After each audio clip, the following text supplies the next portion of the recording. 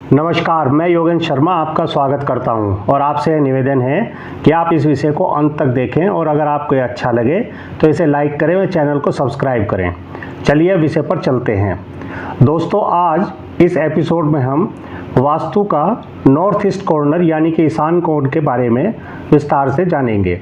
जैसे यह दिशा किस कार्य घटनाओं की कारक है, यहाँ की वास्तु शुभता क्या शुभ और अशुभता क्या अशुभ फल प्रदान करती है, इस दिशा में हमें क्या क्या निर्माण या गतिविधि रखनी चाहिए और इस दिशा में हमें क्या क्या नहीं करना चाहिए पर जानकारी प्राप्त करेंगे।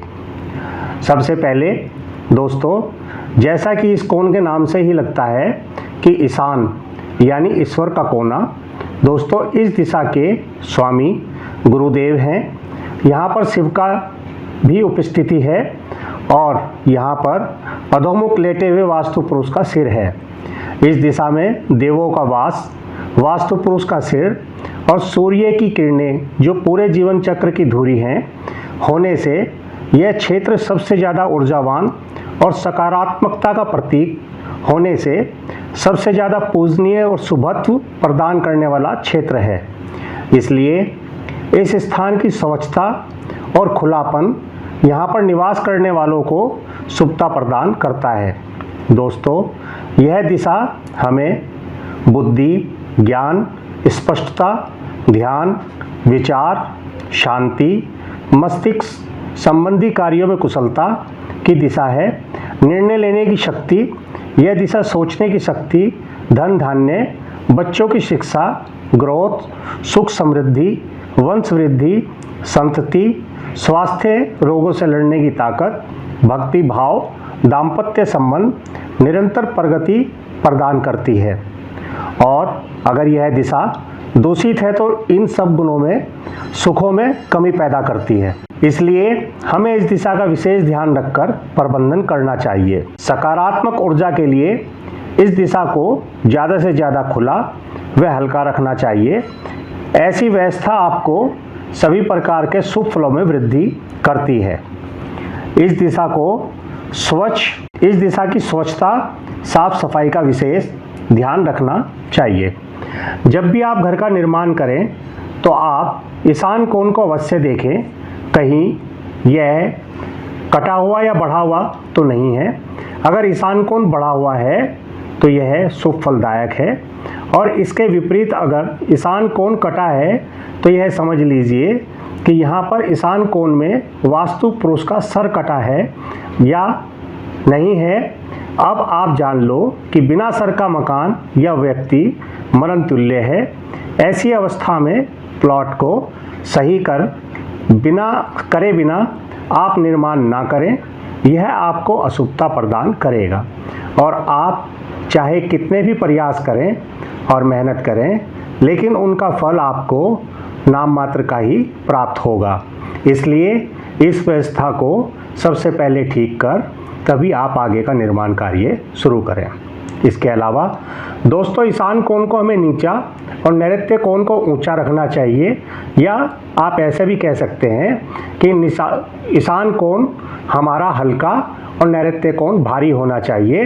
इस प्रकार की व्यवस्था हमें शुभ फल प्रदान करती है। दोस्तों, इस दिशा में हमें देवों का स्थान होने के कारण जो निर्माण यहाँ पर उचित हैं वह है, जैसे हम यहाँ पर पूजा घर बनाएं, लेकिन पूजा घर की व्यवस्था में मंदिर हमारा भारी नहीं होना चाहिए, इसको लकड़ी का बनाकर हल्का रखना चाहिए।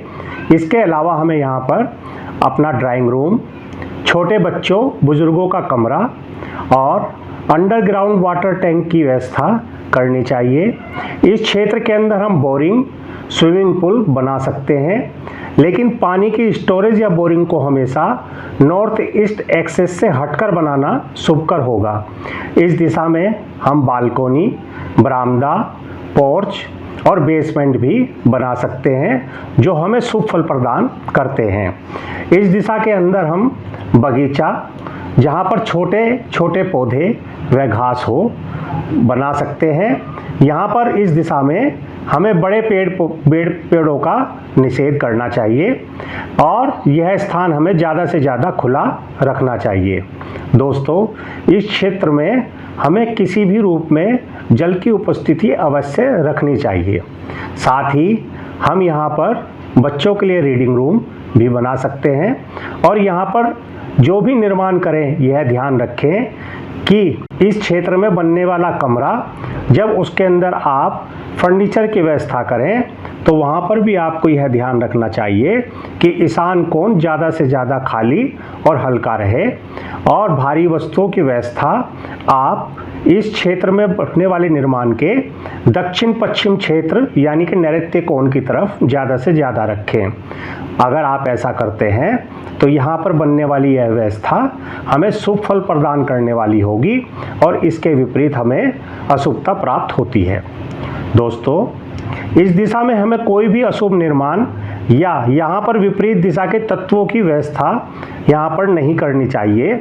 जैसे हमें यहाँ पर शौचालय, रसोई घर, स्टोर, सेप्टिक टैंक, सीढ़ियाँ और पानी की टंकी और कोई भी भारी व्यवस्था का निर्माण यहाँ पर हमें नहीं करना चाहिए। इसके अलावा हमें यह क्षेत्र साफ सुथरा रखना चाहिए। यहाँ पर हम कूड़ा करकट रखने की व्यवस्था ना करें। इसके अलावा इस कोण या दिशा में हमें केवल नीला, काला, जल तत्व से संबंधित कलर का ही इस्तेमाल करना चाहिए या हल्का क्रीम कलर करना चाहिए। इसके विपरीत दिशा के कलर यहाँ जैसे लाल, पीला होना शुभ फल प्रदान नहीं करता है। इसलिए हमें प्रधानता इस दिशा में जल तत्व के रंगों की ही रखनी चाहिए। दोस्तों, इसके अलावा इस दिशा में हमें मुख्य द्वार बनाने के लिए 4 पदों, 2 पद पूर्वी ईशान में और 2 पद उत्तरी ईशान में उपलब्ध होते हैं। पूर्वी ईशान में एक पद सिखी देवता और दूसरा पद पर्जन्य देवता का है। वहीं पर उत्तरी ईशान में एक पद अदिति और दूसरा दिति मिलता है। दोस्तों, यह दिशा वास्तु की 8 दिशाओं में से एक है और हम जानते हैं कि प्रत्येक दिशा की माप 45 डिग्री है। यहाँ पर हम केवल एक दिशा की ही चर्चा कर रहे हैं और यह कोण होने से इसमें दोनों दिशाओं का मेल है। चलिए अब आप आगे देखो। वैसे तो यह कोण सबसे पवित्र है, लेकिन यहाँ पर इस दिशा में मुख्य द्वार बनाना हमें अवॉइड करना चाहिए। इन बाहरी पदों, इस पदों के देवता हमें शुभ परिणाम नहीं देते हैं। पूर्व ईशान की ओर के द्वार सिखी देवता के ऊपर हमें अग्नि भय और दुख हानि प्राप्त होती है। इसके अलावा जो दूसरे देवता हैं पर्जन्य, वहाँ पर द्वार का निर्माण करने से हमें कन्या संतति की अधिकता होती है और हमें निर्धनता प्राप्त होती है। इसलिए हमें इन पदों पर द्वार बनाने से बचना चाहिए। इसी के साथ उत्तर ईशान की ओर हम अदिति पद के ऊपर, अदिति जो देवता यहाँ पर उपस्थित हैं, यहाँ पर हमें महिलाओं, कन्याओं से चिंता उत्पन्न होती है और स्त्री दोष से हमें कष्ट प्राप्त होता है। इसलिए इस पद के ऊपर द्वार निर्माण भी हमें अवॉइड करना चाहिए। और इसके अलावा जो उत्तर ईशान के अंदर दिति देवता है, वहाँ पर मुख्य द्वार का निर्माण करने से हमें रोग, दुख, दरिद्रता और धन का अभाव प्राप्त होता है। इसलिए हमें इन चारों पदों के ऊपर मुख्य द्वार के निर्माण से बचना चाहिए। यह दिशा केवल देवों के आगमन के लिए है। लेकिन अगर हमारा द्वार यहाँ पहले से ही हो तो आप इस द्वार पर नीचे चौखट पर नीले रंग की टेप या जल तत्व का मेटल, एल्युमिनियम की स्ट्रिप इस्तेमाल कर इन पदों की शुभता बढ़ा सकते हैं। दोस्तों, आज आपने ईशान कोण के बारे में विस्तृत जानकारी प्राप्त की।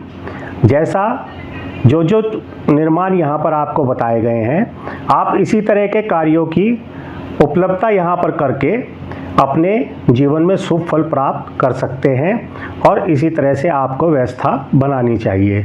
धन्यवाद।